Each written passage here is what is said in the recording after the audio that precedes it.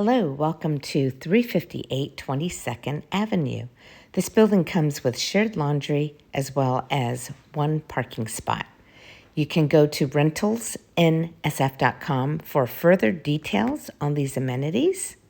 Mailboxes are to the left. You enter the building. Straight ahead is access to a shared yard. Parking and laundry is on that level as well. We're going to walk up to the first floor here. Touring unit number 1. This is a 2-bedroom, 1-bath apartment located in the Richmond District in San Francisco. You walk in and immediately to the left is the first bedroom. This bedroom is located off the street, so it is very quiet. You have a nice size closet here. There are sliding doors and with mirrors.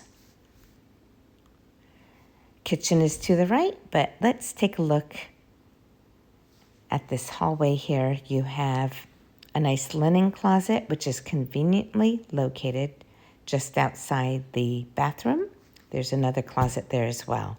One full bathroom with tub and shower combination. It's been nicely turned over. Here is the kitchen. You have a range. There's a dishwasher, microwave, and refrigerator. There's plenty of room here if you would like to add a kitchen island. It is open to the living room. These windows face west. This is the view from the window here.